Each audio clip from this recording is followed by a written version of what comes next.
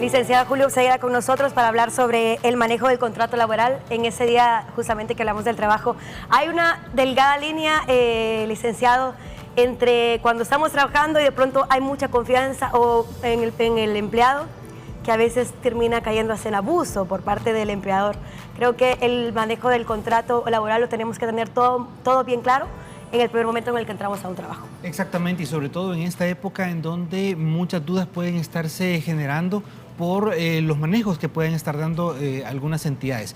Lo primero que uno tiene que tener en cuenta es que en materia de derecho laboral existe el principio que se llama de contrato realidad. ¿Qué quiere decir eso? Que muchas veces las personas puede ser que no hayan firmado un documento, que no exista un documento físico o que inclusive se dé cierta formalidad que no es la que realmente le corresponde a la verdadera relación que hay entre dos personas, un patrono y un trabajador.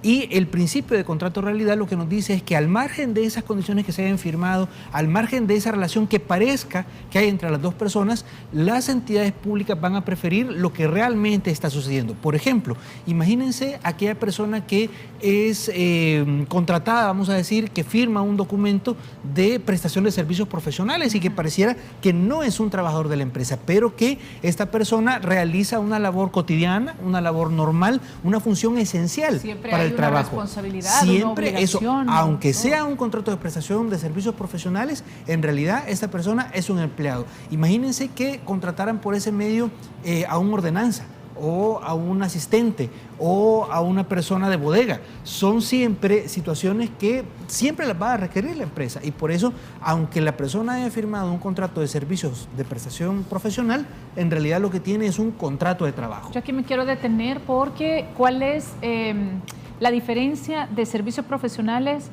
a un contrato? Porque si alguien me dice, bueno, la vamos a contratar como servicios profesionales, yo puedo decir, mire, no, yo quiero entrar en el contrato. Claro. O tengo que esperar, o porque la empresa inicia dándome solo el papel de servicios profesionales. Esto tiene que ver con un escenario de pacto simulado. ¿Qué es esto? De querer evadir, vamos a decir, de querer eludir algunas responsabilidades naturales frente a una determinada relación. Que, por ejemplo, bueno, una de las principales diferencias es que una persona que tiene un contrato de trabajo, por la reivindicación de derechos del trabajador, va a tener derecho a vacaciones, derecho a aguinaldo, seguro social, AFP, va a tener una gran cantidad de prestaciones, mientras que la persona que es contratada por servicios profesionales, lo que se acostumbra es que únicamente se le descuenta la renta y la renta se traslada a Hacienda, ¿verdad? El resto de prestaciones no están dentro de esa relación, ¿verdad? Entonces, muchas empresas, muchas personas pueden decir, no, mejor vamos a contratar por servicios profesionales para eludir estas responsabilidades que yo tengo. Y en este caso, muchas veces el empleado o lo ignora o dice, bueno, mejor porque así no me están descontando todo eso. Exactamente. Y al final no me va a traer ningún beneficio. Tiene mucho que ver con una decisión de repente poco informada, ¿verdad? Poco asesorada, porque la persona puede decir, no, que no me descuenten el seguro, que no me descuenten la AFP, por ejemplo, ¿verdad? Pero en caso de un accidente, en caso de una enfermedad, imaginémonos ahora mismo en estas condiciones, una persona que no está cotizando al Seguro Social, de repente puede tener complicaciones para acceder a un tratamiento médico, ¿verdad? O, por ejemplo, una persona que ya esté cerca de jubilarse, va a la AFP y dice, bueno, mire, yo aquí quiero jubilarme, la AFP le va a decir, mire, usted no ha cotizado o le hacen falta una cantidad de años porque hubo una cantidad de tiempo que tal vez estuvo trabajando, pero no cotizó a la AFP, sino que estaba aparentemente como servicios profesionales. Y los derechos, digámoslo así, de alguien que está contratado por servicios profesionales a la hora de un despido no continúan. ¿O cómo vamos a ver, es la ahí situación vamos a distinguir también dos escenarios diferentes. Uno es el empleo público de una entidad pública y el otro es el escenario de un empleado de una entidad privada, de una empresa, ¿verdad?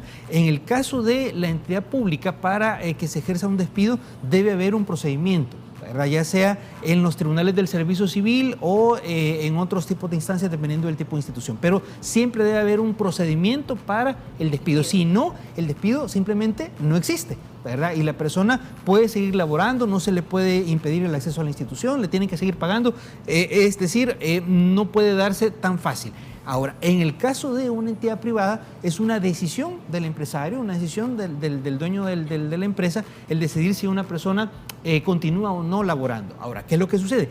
Que el despido puede ser justificado o no, ¿verdad? Imaginémonos una persona, por ejemplo, que llega ebria al trabajo o que no se presenta, un caso de abandono. Esos van a justificar la terminación de la relación laboral. Y en esos casos, el patrono puede decir, bueno, te despido y no tener que pagarle una indemnización por el tiempo laborado, por ejemplo. Sí.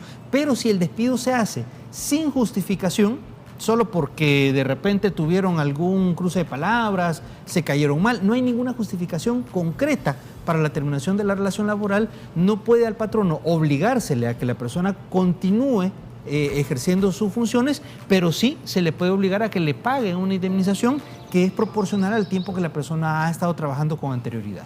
Y bueno, yo por eso mi comentario al inicio, creo que algunas personas, yo por lo menos he tenido como 2 ejemplos de personas que iniciaron en un trabajo cumpliendo una función y su contrato se basó en tal función. Sí. Luego quizás para bien asciende y tiene un mejor puesto, quizás un mejor sueldo, pero no se estipuló en un contrato todas las obligaciones y de pronto esa persona estaba prácticamente haciendo trabajo mucho más del que con el que inició, por decirte 24/7 para la empresa, hasta en fines de semana, y quizás en un momento se sintió agradada porque ascendió muy pronto, pero ese es el problema de quizás no volver a hacer un contrato, claro, o no fijar las condiciones. Definitivamente cuando hay cambios en las condiciones laborales es importante que eso se documente, ¿verdad? Ahora, decíamos también, aquí impera el principio de contractualidad. ¿Qué quiere decir esto? Que de repente, imagínense que a la persona por alguna razón le dijeran, vaya, sí, mira, tuviste este ascenso, pero hoy regresas al puesto que tenías antes. Esa es una desmejora de las condiciones de trabajo. Y a pesar de que no se hubiera firmado un nuevo contrato, la persona, por ejemplo, puede presentar testigos, puede presentar sus informes de trabajo, puede presentar otros elementos de prueba que demuestren que ella tenía unas condiciones que habían sido mejoradas en un momento determinado. Inclusive el salario. Inclusive, el salario no se puede bajar. Otra vez, así es, el salario no se puede reducir. ¿Cómo se podría probar eso? Por ejemplo, con la planilla o con los depósitos que le hubieran hecho en una entidad bancaria, ¿verdad? Entonces, ahí lo importante es nutrirse de elementos probatorios que le ayuden a la persona a demostrar cuáles son las condiciones reales bajo las cuales se está prestando algún tipo de servicio, ¿verdad? Al margen de que haya un documento firmado. Lo importante es, bueno, en diferentes rubros.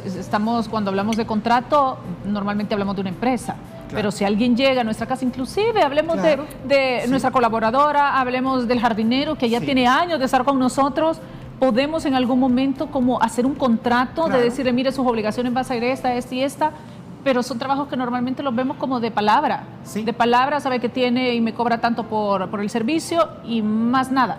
Sí. En estos casos es importante, si las personas lo consideran, levantar un contrato, sobre todo por las exclusiones de responsabilidad que pueden Exacto. haber. Imagínense una persona que la contraten para servicios varios, ¿verdad?, en la casa, y de repente sufre un accidente y queda, digamos, con alguna tara, con algún impedimento. La persona que lo ha contratado, en principio, tendrá que ser responsable claro. de los gastos médicos y de recuperación que esta persona tenga. Aunque el accidente haya sido fuera de casa. Porque si ha sido fuera de casa, pero prestando los servicios para los cuales se le había pedido, imagínense una persona que sube al techo a arreglar el techo de la casa y se cae del techo. Ahí es mi responsabilidad. Claro, es un accidente de trabajo. Porque está en mi casa, claro. Porque está en su casa. Pero bueno, si lo tuvo. No, claro, si lo tuvo en su propia casa o haciéndole las tareas a otro vecino, eso ya lo excluye de responsabilidad. Pero por eso precisamente hay que firmar un contrato para saber cuáles van a ser las horas en las que va a estar la persona prestando los servicios, cuál va a ser esa extensión de responsabilidad. Es decir, el contrato de trabajo va a asegurar tanto los derechos del trabajador, pero también los derechos y las responsabilidades que tiene el empleador. ¿Se puede cambiar un contrato de decir, bueno, yo claro. lo firmé cuando entré a trabajar, pero en el pasar de los años hay cosas que estoy haciendo que mi contrato no lo dice? Claro. Y entonces lo hago porque, pues sí, soy parte de una empresa. Sí. Pero si en un dado caso la empresa viene y modifique ese contrato, ¿es válido? Claro, sí, siempre es importante ir actualizando, digamos, las condiciones bajo las cuales se están prestando una serie de servicios. Pero no hay un tiempo específico, no hay necesariamente. Hasta que pase un año, hasta que pasen 5 años. No, inclusive una persona puede estar 1 o 2 meses y en esa medida en la que se van ajustando las condiciones, en esa medida es conveniente ir actualizando el contrato de trabajo. Ok. Bueno, muy importante, licenciado, que tomemos en cuenta siempre el poder evaluar nuestros contratos, hacer valer nuestros derechos también. Y leerlos. Y leerlos, hasta la letra chiquita. Sí. Que a veces dice, pero ¿y tu contrato qué dice? Ay, no me acuerdo. No sé, ¿y a dónde está? Sí, hay que ser más responsable, todos, Sí, todos, exactamente, en empleadores y todo empleados. ámbito, sí, leerlo, pero además de leerlo también comprenderlo, porque muchas veces le damos la lectura, pero no comprendemos, entendemos. sí, y por eso es importante también que nos asesoremos, que busquemos un abogado de confianza que nos oriente sobre las responsabilidades que estamos adquiriendo. Recomendamos al licenciado Julio Segueda, por eso aparecen los teléfonos en pantalla, para que ustedes le llamen cualquier duda que tenga, sobre todo en esta situación que se está viviendo, difícil para muchos, que pierden su trabajo y que no saben qué van a hacer, qué derecho tiene la empresa, qué derecho tienen ustedes como trabajadores también. Licenciado, un gusto. Para servirles. Recibirlo siempre, y nosotros aquí siempre, en De Mujer a Mujer.